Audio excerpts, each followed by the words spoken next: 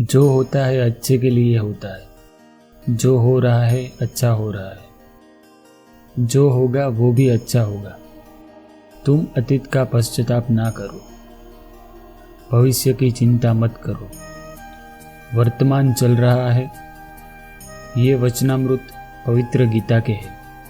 आध्यात्मिक पहलू से देखा जाए तो ईश्वर सदैव सभी का कल्याण करते हैं।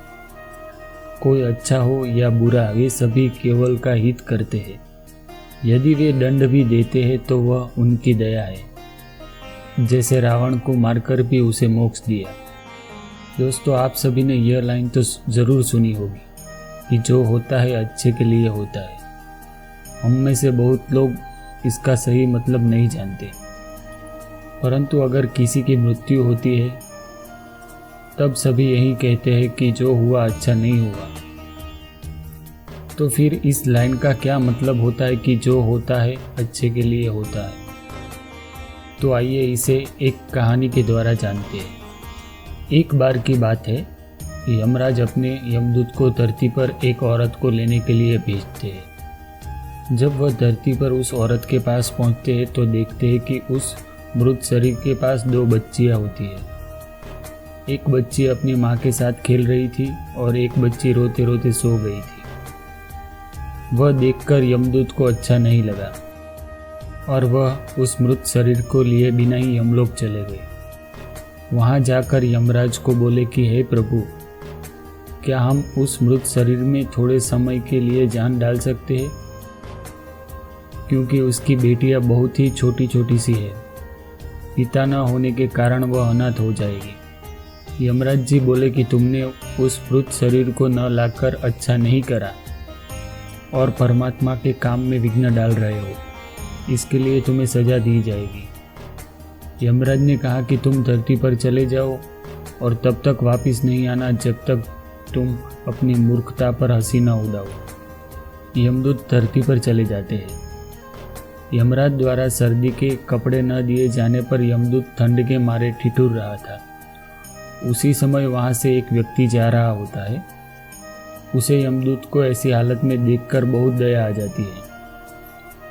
उस व्यक्ति के हाथ में एक कंबल था जो कि वह अपने बच्चों के लिए ले जा रहा था, परंतु उसे दया आ जाती है और वह कंबल यमदूत को दे देता है और उसे अपने साथ घर चलने के लिए कहता है।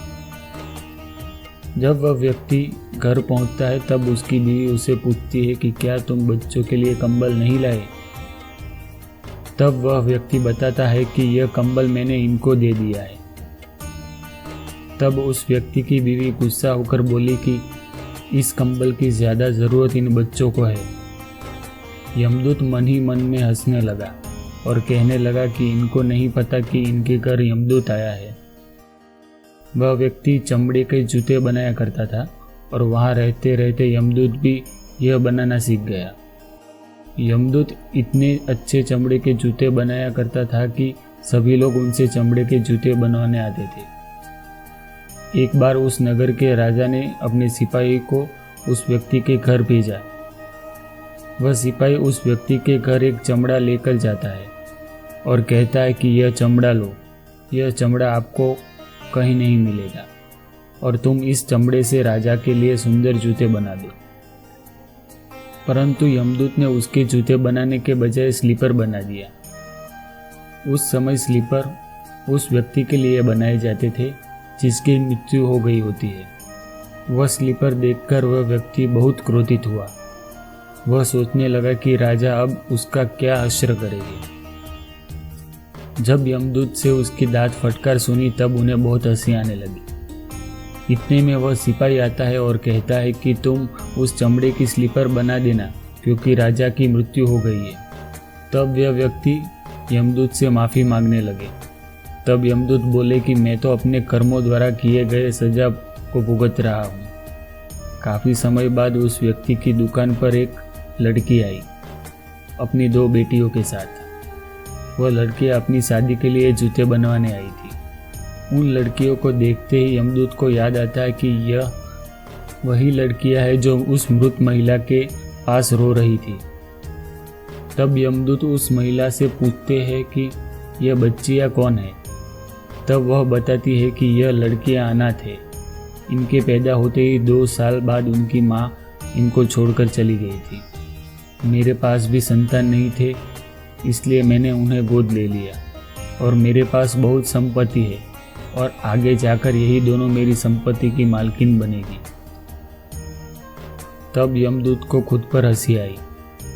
उसे अपनी मूर्खता का एहसास हुआ। तब वह 3 बार हंसा। फिर वह व्यक्ति यमदूत से कहता है कि अब आप 3 बार हंस चुके हो, अब आप मुझे अपनी हंसी का कारण बताइए। तब यमदूत उस व्यक्ति को सारी बात बताता है और कहता है कि आज मुझे पता चला कि जो होता है अच्छे के लिए होता है, जो हो रहा है वो भी अच्छा हो रहा है और जो होगा वो भी अच्छे के लिए होगा। परंतु अगर कोई किसी महिला के साथ गलत कर रहा है, उसके साथ अन्याय कर रहा है, तो वो अच्छा नहीं है। दोस्तों, यही आज की सच्चाई है। अन्याय को सहन नहीं करना चाहिए, अन्याय के खिलाफ आवाज़ उठानी चाहिए। परंतु इस स्थिति में ऐसा नहीं सोचना चाहिए कि जो हो रहा है अच्छे के लिए हो रहा है। इस समय आपको अन्याय के खिलाफ आवाज़ उठानी चाहिए। एक बात ज़रूर याद रखिए कि परमात्मा हमें हमारे कर्मों का ही फल देते हैं। परमात्मा जो भी करता है अच्छे के लिए ही करता है। अंत में यही है कि जो भी होता है अच्छे के लिए होता है।